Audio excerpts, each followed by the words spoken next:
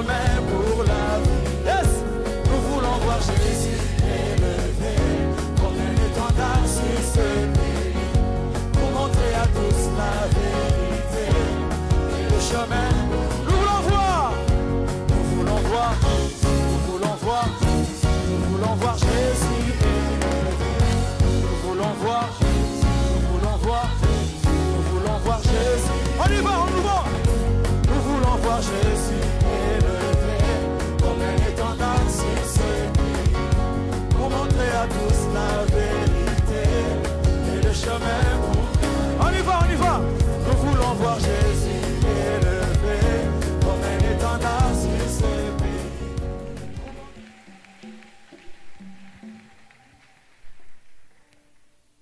Lobana moninga mpene pene na yo bila Yesu, kotema bila Yesu.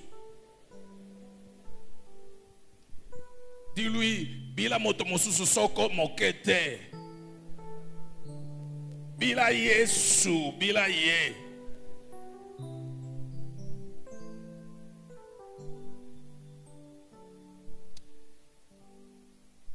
Je suis toujours dans un bonheur énorme de commencer chaque année proclamant la bonne nouvelle, terminer chaque année proclamant la bonne nouvelle. Bien-aimé, il n'y a pas mieux sur cette terre que être son serviteur. Rendez-vous compte si les hommes peuvent se féliciter d'être ministres, de servir auprès du roi, auprès du chef de l'État. Mais servir le roi de rois, le seigneur de seigneurs. La parole de Dieu dit, ils sont beaux les pieds de ceux qui annoncent l'évangile, de ceux qui annoncent des bonnes nouvelles.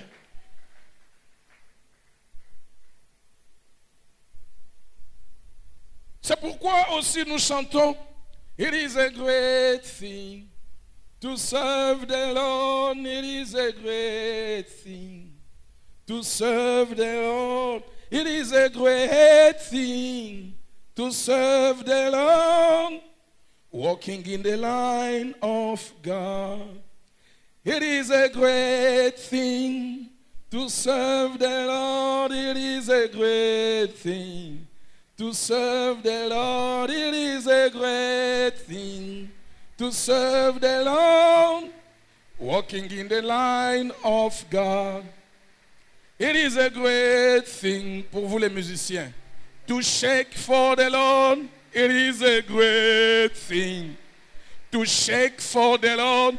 It is a great thing to shake for the Lord, walking in the line of God. Je remercie le Seigneur pour la pluie. Ceci veut dire qu'il n'y aura pas d'heure déterminée. Nous allons lire dans 1 Samuel. 1 Samuel, le chapitre 6.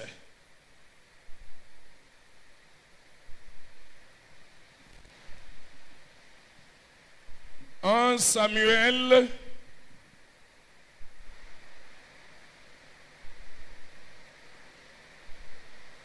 le chapitre 6. À partir du premier verset, nous poursuivons la lecture jusqu'au verset 12. L'arche de l'Éternel fut 7 mois dans le pays de Philistins. Et les Philistins appelèrent le prêtre et le devin, et ils dirent, que ferons-nous de l'arche de l'Éternel?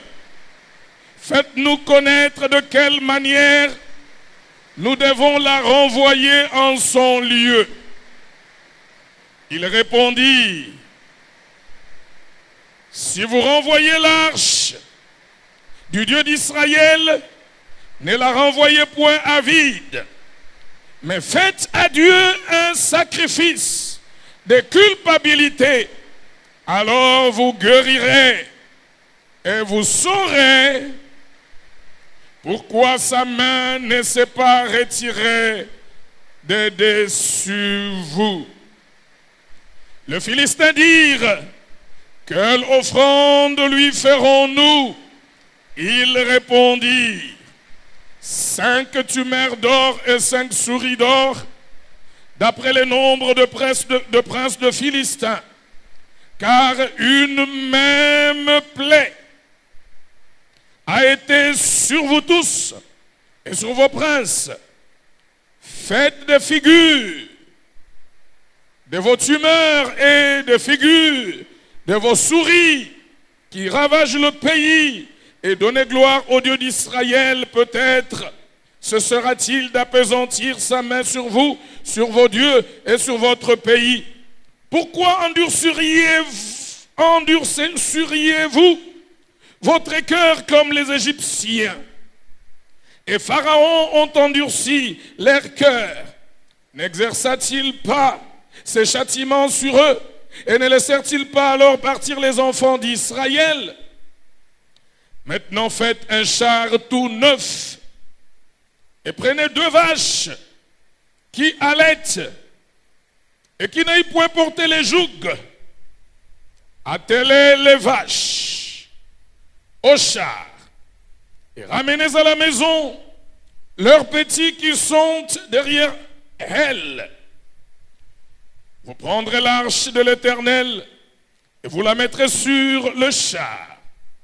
Vous placerez à côté d'elle, dans un coffre, les objets d'or que vous donnez à l'Éternel en offrande pour le péché. Puis vous la renverrez et elle partira. Suivez-la du regard si elle monte par le chemin de sa frontière vers Beth-Shemesh.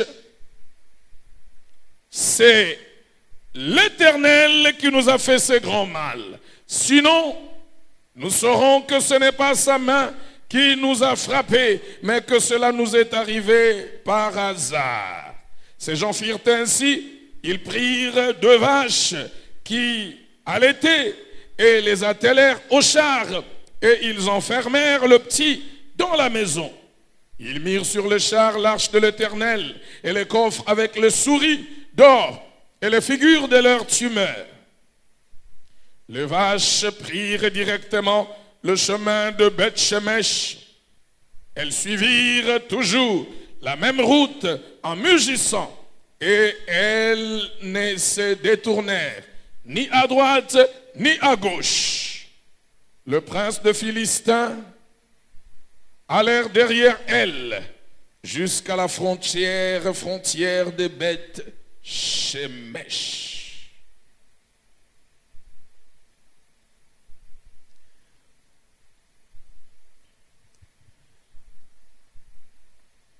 Dans le contexte bien-aimé de ce texte,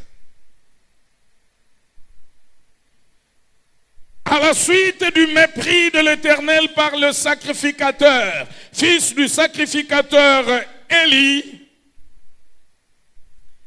il y a une succession de malheurs sur Israël et sur le Philistin. À cause de la perversité de sacrificateurs, premièrement, il y a pour malheur la mort de sacrificateurs pervers. Aïe. Je sens que je m'adresse à moi, que je m'adresse au clergé, je m'adresse à ceux qui ont le sacerdoce. Ça peut se faire tôt, ça peut se faire tard, ça peut se faire dans les jugements, lors du jugement dernier. Mais bien-aimé, il y a la mort. La mort est le résultat du mépris de l'Éternel, du mépris du sacerdoce de l'Éternel. Pas seulement la mort physique, mais la mort tout autour de soi. L'absence de vie.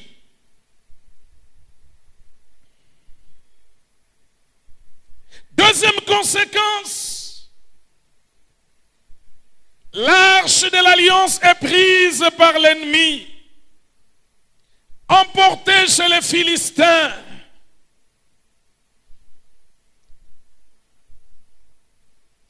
Troisième conséquence, le sacrificateur principal, Élie, lui-même est décédé.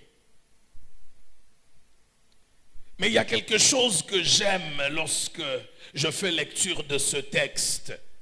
La Bible dit, en apprenant que l'arche de l'Éternel a été enlevée, déportée, il est tombé à la renverse et il expira. Tout ce que j'apprécie, c'est quelqu'un qui meurt parce qu'il apprend que la gloire de l'Éternel est partie. L'arche est partie. Ça au moins c'est joli. Même si c'était conséquence de désobéissance, mais la Bible ne dit pas qu'il soit mort immédiatement, ayant appris que ses fils étaient morts. Ses fils étaient morts. Oui, ils lui ont dit cela. Mais en entendant cela, il s'y attendait quelque peu. Mais lorsqu'il a appris que l'arche a été enlevée, bien-aimé, c'est la présence de Dieu qui fait notre fierté, qui fait notre force, qui fait notre parure. Si la présence de Dieu n'est plus, si la présence de Dieu n'est pas, qu'est-ce qui nous maintiendrait encore? Moi-même, je vis pour l'annoncer. Tout à l'heure, je présentais des enfants avec bonheur parce que j'existe pour bénir les enfants, pour présenter des enfants au Seigneur, pour faire rentrer des milliers dans la gloire de Dieu.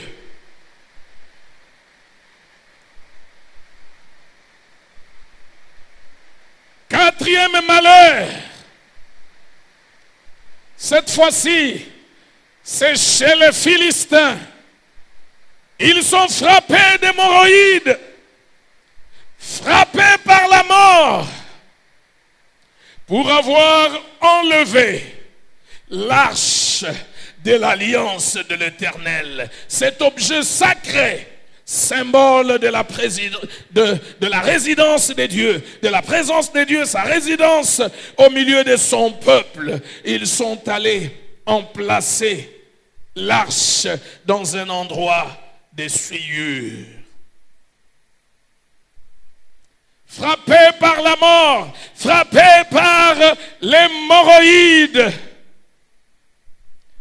Et ils se sont concertés pour dire, il vaudrait mieux renvoyer l'arche de l'Éternel. Pourquoi mourrions-nous? Pourquoi continuerons-nous à mourir? Renvoyons l'arche de l'Éternel vers son lieu de résidence. Mais la question, comment renvoyer l'arche de l'Éternel? Bien-aimé, c'est touchant de voir la notion de l'offrande auprès des impies, des incroyants, de païens.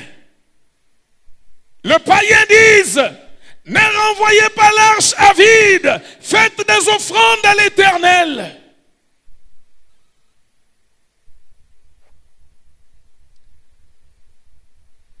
L'un de mes gens m'a posé la question.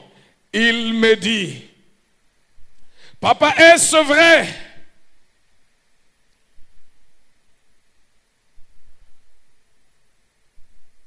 qu'on ne peut pas demander la prière à l'homme de Dieu, sans avoir d'offrande à lui remettre, à lui donner, je lui dis, ce n'est pas vrai. La Bible dit, vous avez reçu gratuitement, donnez gratuitement. Nous ne vendons pas la grâce de Dieu. Nous ne vendons pas l'onction de Dieu. Cependant, le concept de l'offrande est juste pour celui qui s'approche de Dieu, s'approcher du Seigneur avec une offrande, mais cette offrande n'est pas nécessairement non plus de l'argent. Ça peut aussi être son adoration. Si c'est cela qu'il a uniquement, la Bible dit, il prend plaisir au fruit de nos lèvres qui confessent son nom. Mais c'est là que je m'élève contre les clergés, contre nous tous qui prêchons l'évangile, lorsque notre prêche n'est plus que autour de tous les textes qui nous donnent des avantages, des droits. Rien que les avantages du prêtre, rien que les avantages du sacrificateur, je ne suis pas d'accord. Les tout premiers avantages du sacrificateur, c'est même le privilège qu'il a reçu que le Seigneur fasse de lui un serviteur, son serviteur. C'est les tout premiers bénéfices. C'est les tout premiers salaires.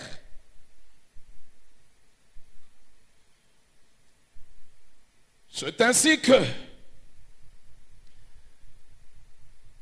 je veille et je voudrais veiller afin que, quand bien même, quand il y a visitation, nous lisons dans la parole de Dieu, que quand il y a visitation divine, le peuple apporte une offrande d'une part. De l'autre, pour qu'il y ait une visitation divine, le peuple provoquait cela par l'offrande, mais je refuse que ce soit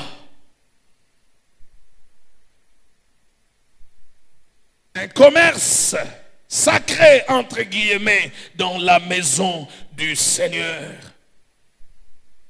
D'une part, de la part de ceux qui voudraient obtenir des intérêts, et d'autre part, de la part de tous ceux qui espèrent, qui prétendent, qui se trompent de s'acheter la faveur de Dieu. Ne renvoyons pas l'arche de l'Éternel à vide. Faisons des offrandes à l'Éternel. Bien-aimés, ils ont fait des offrandes. Et laissez-moi vous dire que ce païen ne pouvait rien faire de bon. Il n'avait pas la révélation du Dieu d'Israël. L'offrande qu'ils ont faite, selon la loi, si c'était en Israël, c'est une offrande abominable. D'abord, une souris était parmi des animaux impurs. Ils ont fait au Seigneur une offrande impure. Mais impure ou non, moi ce qui m'intéresse, c'est le concept. C'est la compréhension qu'ils ont.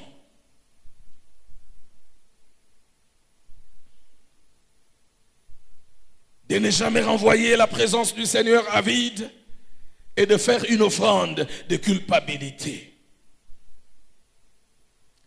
Faisons une offrande. Prenons l'arche. Plaçons l'arche sur un char. Attelons 2 bœufs qui puissent traîner ces chars.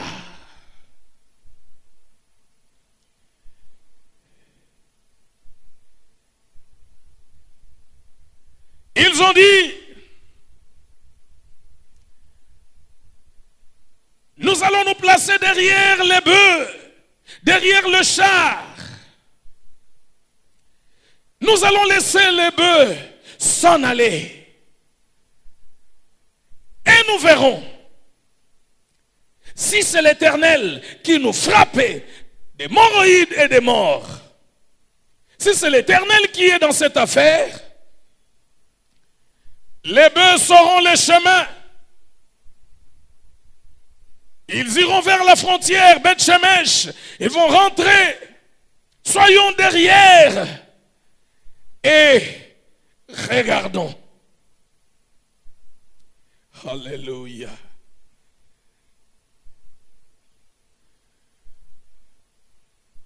Jean-Pierre, quand tu as commencé à chanter, quand tu dis, tu as entonné Pole Nangai. Je suis venu te reprendre les micros puisque je me suis dit non, c'est fini, je suis prêt. Je suis prêt pour le message parce que le Seigneur a déjà révélé le message. Il donne lui-même le message. Jean 8, 12. Je suis la lumière du monde. Celui qui me suit ne marchera pas dans les ténèbres, mais il aura la lumière de la vie. Alléluia.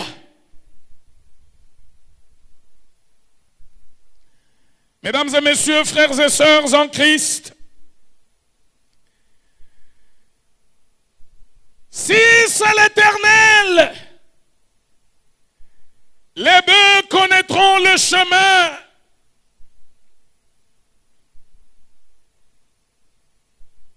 Jésus dit qu'il est la lumière du monde. Il est la lumière du monde.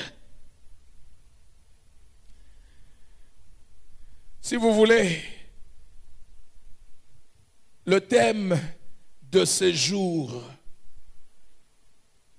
c'est en 3 mots.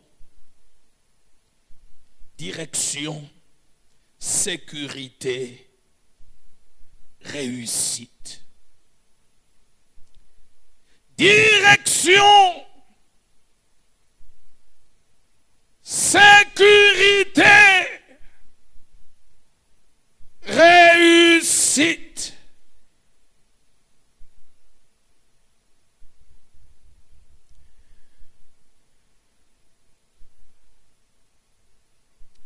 Je suis sûr de vous dire exactement ce que chacun voudrait en ce début d'année. Pas une seule personne parmi nous ne veut des ténèbres.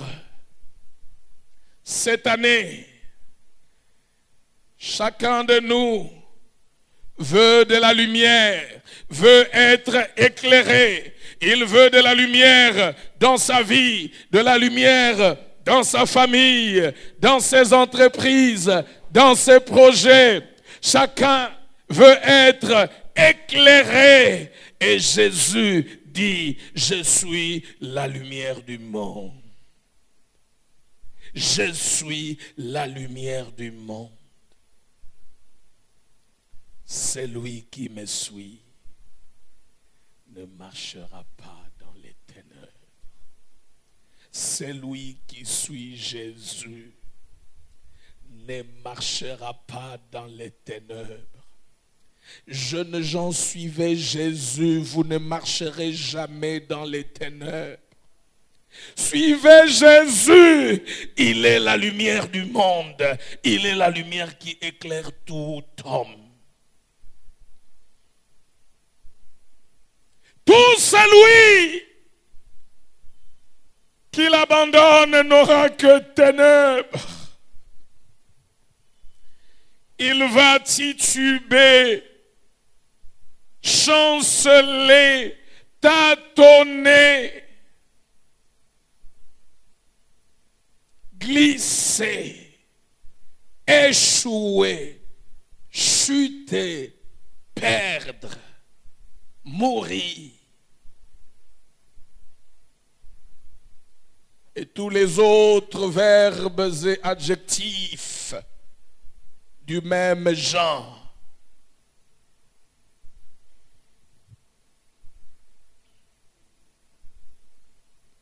Disons tous ensemble, il ne marchera pas dans les ténèbres. Elle ne marchera pas dans les ténèbres. Nous ne marcherons pas dans les ténèbres. Tu ne marcheras pas dans les ténèbres. Tout ceci s'applique à tout celui qui se positionne derrière le Seigneur, derrière Jésus-Christ. C'est pourquoi, mes frères et sœurs,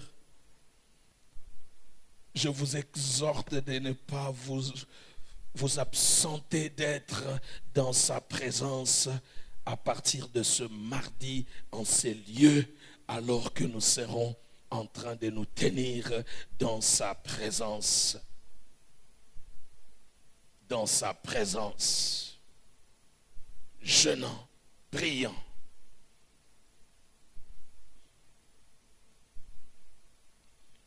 Les ténèbres parlent de misère, de malédiction,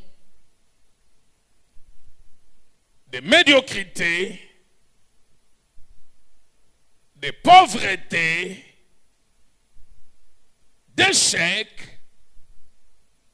de sécheresse, des morts spirituelles. Je reprends. Je disais que les ténèbres parlent de misère, de malédiction, de médiocrité, de pauvreté, d'échec, de sécheresse, des morts spirituelles.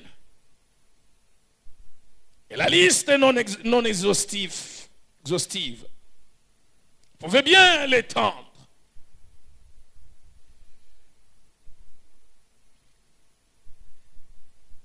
Il dit que celui qui me suit,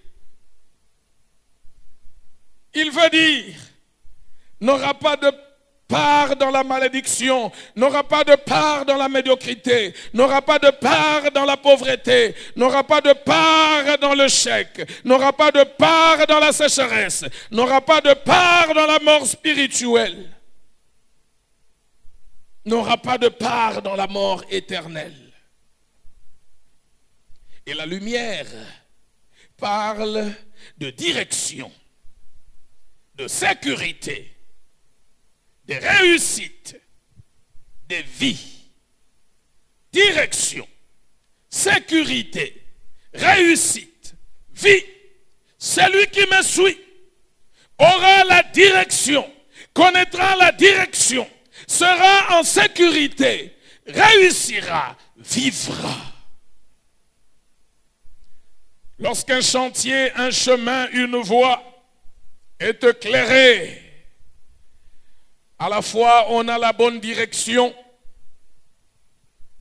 et à la fois c'est la sécurité et le succès.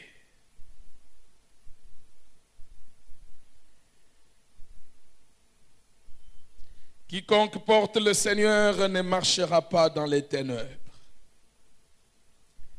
Quiconque est porté par le Seigneur ne marchera pas dans les ténèbres. Pourquoi? Pourquoi? Bien-aimé, c'est parce que Jésus a vaincu le monde. Jésus a fait avant nous le trajet qu'il nous demande de faire. Tout ce que Jésus nous dit de faire, il nous dit de le faire parce qu'il sait que nous pouvons le faire. Voilà pourquoi il fallait l'incarnation. Il est mort, il est venu, il a enduré tout ce que les hommes endurent.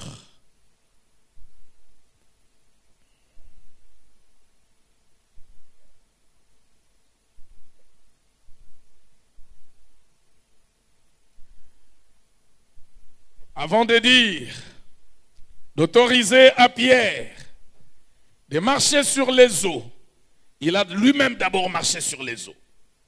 Et ensuite, il peut lui dire, viens. Il peut lui dire, viens. Il a été tenté en toutes choses comme un homme. Il n'a pas commis de péché. C'est pour cela qu'il peut secourir ceux qui sont tentés. Alléluia. Alléluia. Alléluia. Dis à celui qui est à côté de toi, nous sommes capables de faire ce qu'il nous dit de faire. C'est pourquoi il nous dit de le faire.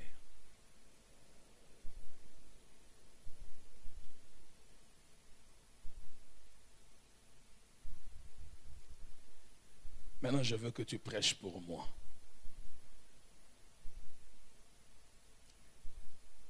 encore, dis à la personne à côté de toi, même les bœufs qu'il conduit ne peut pas se tromper de chemin.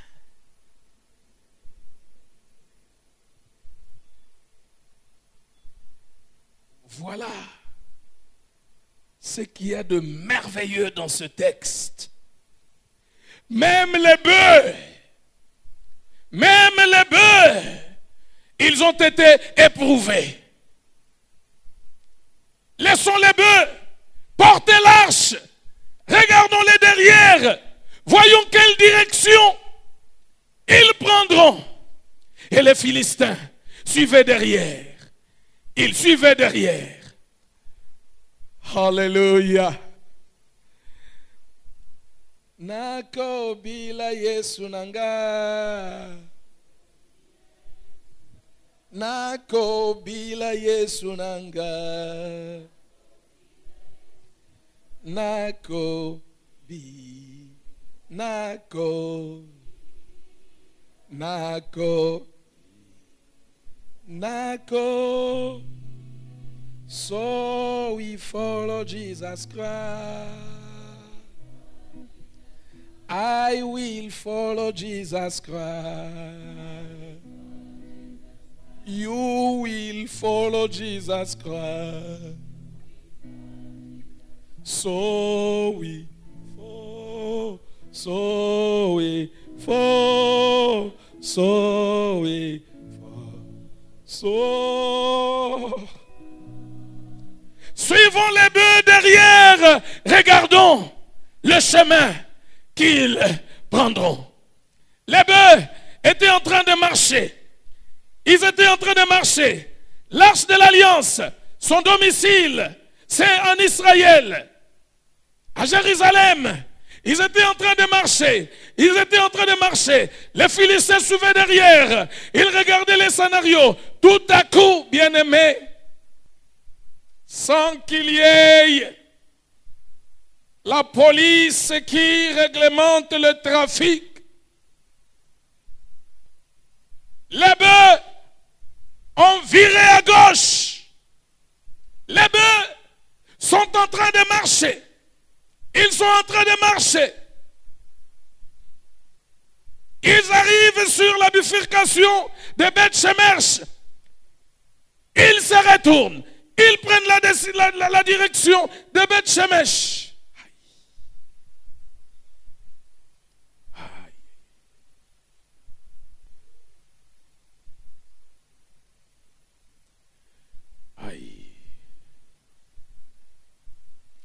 Bien-aimés, l'arche, c'est le symbole de la présence de Dieu. En la plaçant sur le char, sur les bœufs, les Philistins ont donné les volants à l'Éternel des armées. L'Éternel des armées. Et si les bœufs sont conduits miraculeusement à bon port, à combien plus forte raison le sera-t-il celui ou celle qui se confie en lui, qui demande sa direction, qui se laisse diriger? À combien plus forte raison.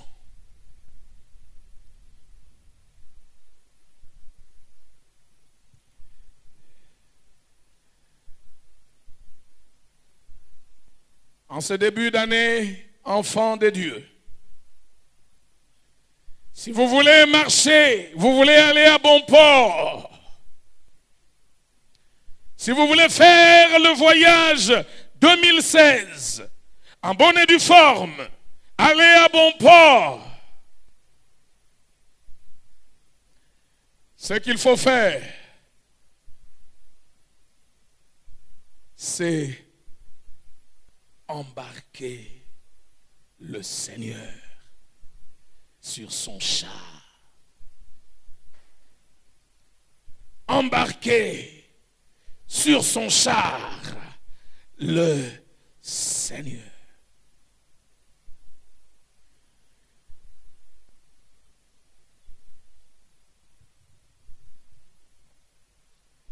lorsque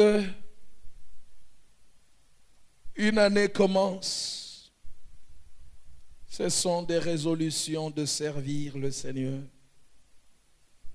Mais moindre turpitude, moindre intimidation de l'ennemi, plusieurs perdent le contrôle parce qu'ils écoutent l'ennemi. Plutôt que de leur dire, si tu restes ferme en train de suivre l'Éternel des armées, tu vas le faire, tu vas l'accomplir. Mais l'ennemi leur dit, si tu continues, tu seras en retard.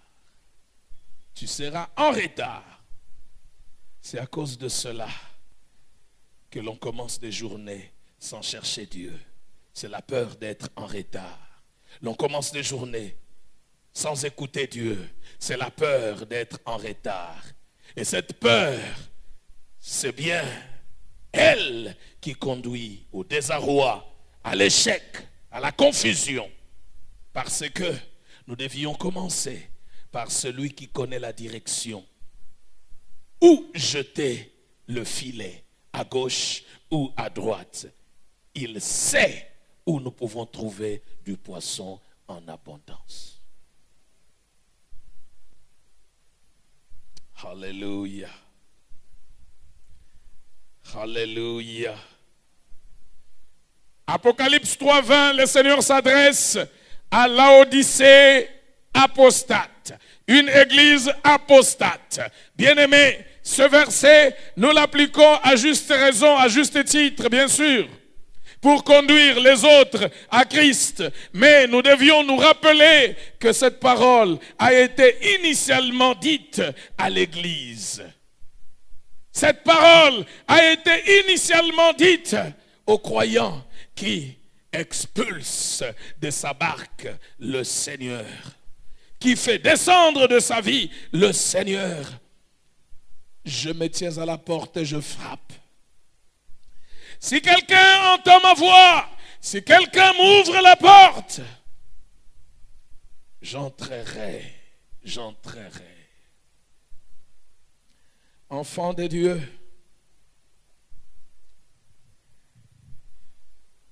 je vais vous surprendre certains peut-être, en vous disant que moi j'invite le Seigneur continuellement dans ma vie. J'ai déjà écouté des commentaires, beaucoup de théologie, même autour des cantiques du genre Onkolo Yesu Yaka, Onkolo Yesu Yaka. Et certains ont dit, non, le Seigneur dit, là où 2 ou 3 sont réunis à mon nom, je suis au milieu d'eux. Ce n'est pas la peine, on ne peut pas l'inviter, il est déjà là. Et pendant une telle discussion, je commence moi à chanter Nkolo Yesu Yaka. Nkolo Yesu Yaka.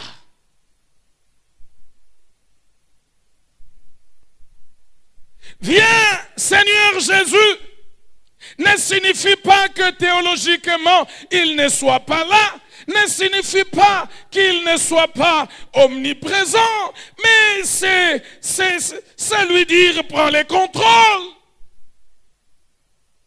C'est de saisir du volant. C'est lui dire manifeste ta toute puissance, règne. Moi je l'invite. Il vit dans ma vie, je le sais. Mais je lui dis encore, Seigneur, cette année, une fois de plus, je t'invite. Et après discussion sur le grec, l'hébreu, l'araméen, je continue encore avec ma prière. Viens dans ma vie, Seigneur. Viens dans ma vie. Prends le contrôle. Viens dans ma vie. C'est lui. qui ne l'avait pas dans sa vie, l'homme animal, l'invite pour les saluts. Moi, je l'invite pour sa direction, pour sa domination. Et il dit à l'église de Laodicée, si quelqu'un entend ma voix. Mais réfléchissons encore profondément. Pourquoi est-ce que le Seigneur ne dit pas à l'église, si tu entends ma voix? Bien-aimé, le Seigneur s'intéresse principalement aux individualités, aux individus. C'est pourquoi, prends garde à toi-même, sois toi-même, prends tes options toi-même, sans te laisser influencer par celui qui se trouve à ta gauche ou celle qui se trouve à ta droite. Le Seigneur compte et compose sur les individus, et ce sont les individus, un par un, qui feront l'Église. Mais quand bien même toute une communauté serait apostate, rejetterait le Seigneur continue à parler aux individus. Il dit au milieu de l'église, si quelqu'un a la parole de vie, il dit, si quelqu'un, bien sûr qu'il veut que ce soit tout le monde, mais quand bien même c'est tout le monde, avant que ce ne soit tout le monde, c'est d'abord quelqu'un. Est-ce que c'est vrai ce que je dis? Vous savez comment les enfants font à l'école? Qui a parlé? Et les enfants eux-mêmes disent, personne. Personne.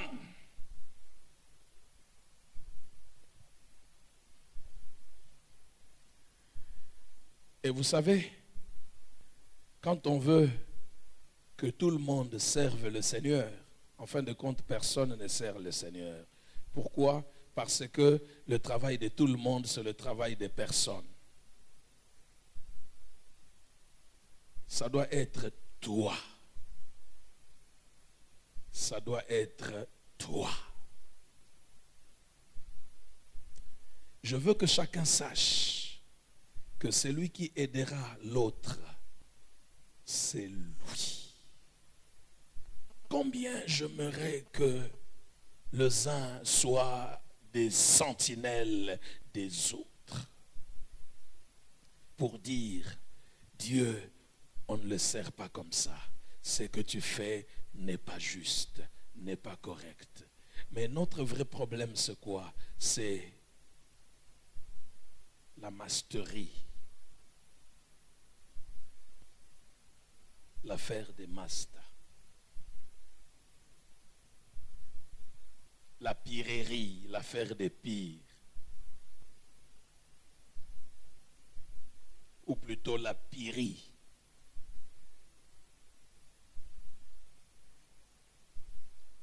Le péché de mon pire, il faut couvrir ça. Non, il ne faut pas dire amen. On ne couvre pas le péché du pire. Parce que le péché déjà est pire. Et j'aime la parole quand elle dit que chacun de vous retourne son épée contre son frère qui a péché. Si vous voulez,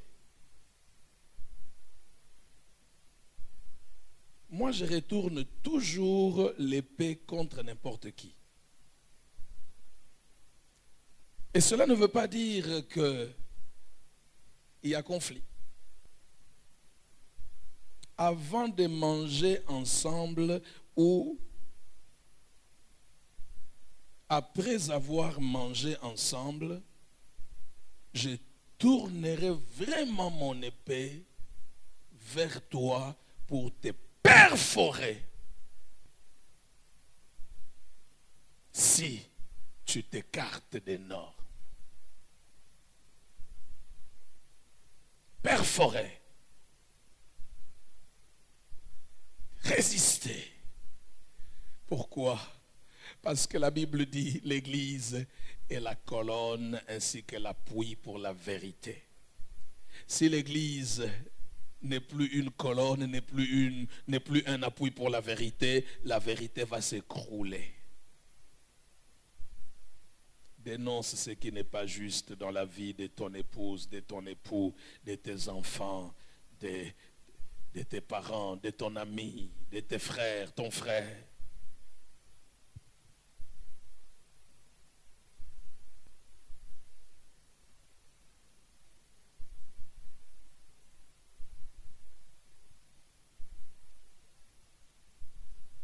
Alléluia.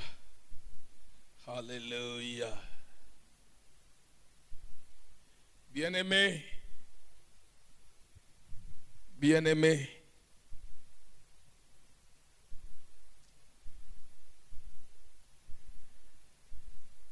même les bœufs que le Seigneur conduit,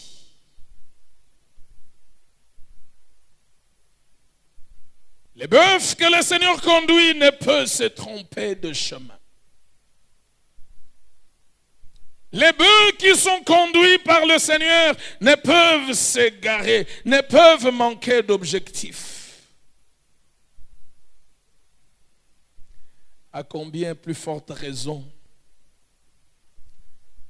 tout celui qui porte le Seigneur et qui est porté par le Seigneur. Entendez-vous ce que je dis? Porter le Seigneur et être porté par le Seigneur.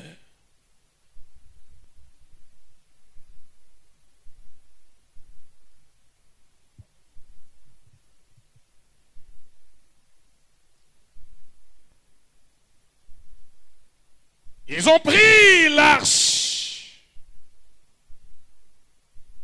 sur leur char.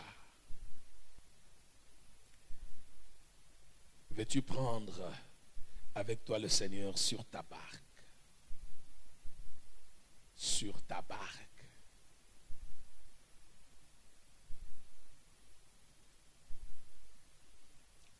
Lorsque la barque s'enfonçait, la barque était en noyade, en train de faire naufrage. L'apôtre Paul dit: ô homme, il fallait m'écouter et ne pas partir.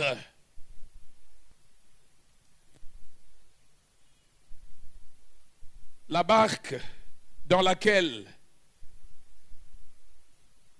ils étaient a connu un naufrage. Mais avant même le naufrage, le Seigneur avait prévenu qu'il ne fallait pas partir. Mais j'aime la suite.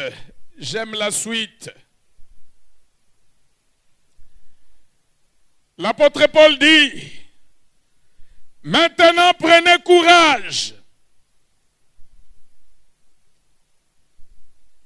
Il n'y aura pas de perte en vie humaine. L'ange du Dieu en qui j'appartiens est venu vers moi. Il n'y aura que perte de cargaison. Enfants de Dieu, vous savez, écoutez, s'ils avaient écouté le Seigneur tôt, il n'y aurait eu ni perte en vie humaine, ni perte en cargaison. Mais pour ne pas l'avoir écouté tôt, à cause de la présence de l'homme de Dieu, il y a quand même la grâce. Maintenant, il n'y aura pas de perte en vie humaine, il y aura perte de cargaison. La cargaison représente le capital, les fonds de commerce, le bien que nous disposons. Certaines fois, pour ne pas avoir écouté le Seigneur, la vie se retrouve menacée. Mais à cause de sa miséricorde, le Seigneur peut toujours secourir son enfant qu'il écoute en dernier lieu. Et il lui sauve la vie. Mais son capital n'est pas sauvé. Tout est parti. Que désires-tu cette année? Que le Seigneur préserve ta vie ou ta cargaison? Dites-moi, que veux-tu que le Seigneur préserve cette année? Ta vie ou ta cargaison?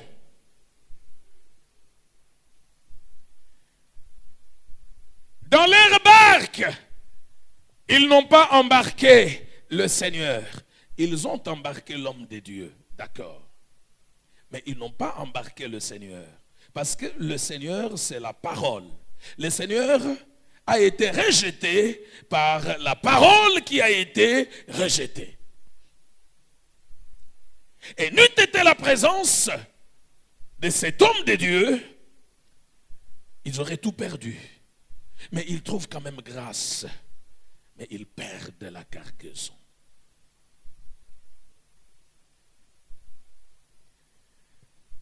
Il y en a qui aiment l'intimité avec des hommes de Dieu. Ce n'est pas mauvais. Ils aiment que des hommes de Dieu viennent chez eux, rentrent chez eux. Ce n'est pas mauvais. Ils aiment que des hommes de Dieu viennent manger chez eux. Tout ça, c'est bien. Mais Jésus dit, si tu entends ma voix et m'ouvres la porte, j'entrerai chez toi. Je souperai avec toi. Mais le Seigneur aussi veut souper avec toi. Il veut manger dans ta maison.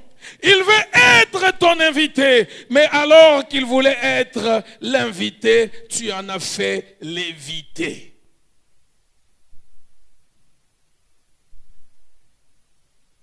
Et conséquence, la mort. Bien-aimés, même les sociétés, toutes les sociétés qui excluent le Seigneur de leurs valeurs sont des sociétés condamnées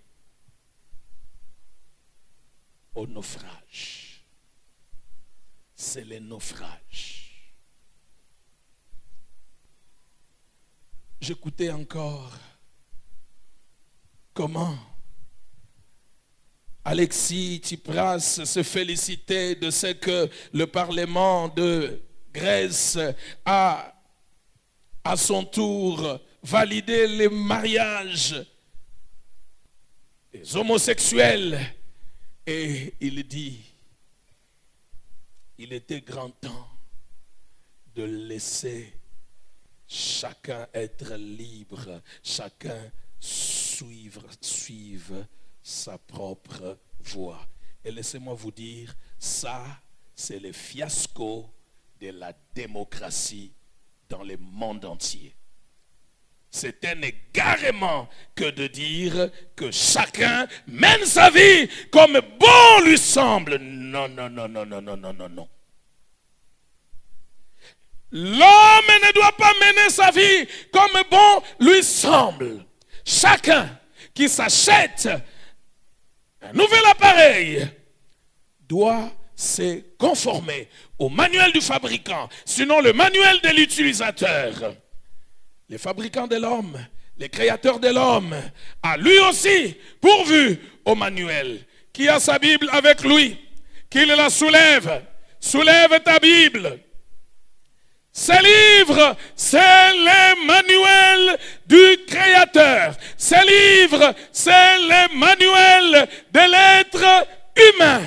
L'homme, frères et sœurs, ne devait pas diriger sa vie n'importe comment comme il l'entend. Ce n'est pas cela. Ça, ce n'est pas une valeur. En tout cas, de ce point de vue, la démocratie n'est pas une valeur. L'homme devait conformer sa vie au prescrit de la vie, sur la vie, au prescrit de celui qui l'a fait, qui l'a créé. En fait, il est vrai que l'homme ne devait pas non plus écraser son vis-à-vis. D'accord, d'accord, d'accord. C'est cela le despotisme. Écraser son vis-à-vis. Non. Mais l'homme ne devait pas non plus prendre n'importe quelle direction qu'il voudrait. Oh, laissez-moi prendre n'importe quelle. C'est cela. On dit aux petits enfants, prenez n'importe quelle direction de votre vie. Les adultes, prenez n'importe quelle direction de votre vie. Mais le Créateur dit, j'ai mis devant toi la vie et la mort, la bénédiction et la malédiction.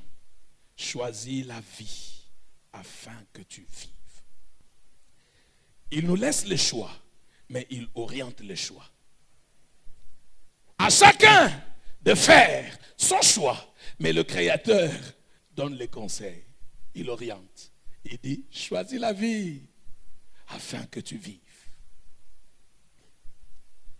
Direction, sécurité, réussite. Bien-aimés, il y a de la sécurité et de la réussite si nous marchons selon sa parole, si nous l'embarquons avec nous. Demandez, posez la question aux Philistins. Même des animaux, s'ils portent le Seigneur, s'ils portent la présence de Dieu, ils vont à bon port. Ils connaissent le chemin. Baissons nos têtes dans la prière. Nous voulons voir Jésus élevé comme un étendard sur ce pays, pour montrer à tous la vérité et le chemin pour la vie. Yes! Nous voulons voir Jésus élevé comme un étendard sur ce pays, pour montrer à tous la vérité et le chemin. Nous voulons voir, nous voulons voir, nous voulons voir, nous voulons voir Jésus élevé. Nous voulons voir, nous voulons voir, nous voulons voir Jésus. On y va, on y va. Nous voulons voir Jésus élevé comme un étendard sur ce pays, pour montrer à tous la vérité et le chemin. On y va, on y va. Nous voulons voir Jésus élevé comme un étendard sur ce pays, pour montrer à tous la vérité et le chemin. Nous voulons voir, nous voulons voir, nous voulons voir, nous voulons voir Jésus. Devant Jésus, bien.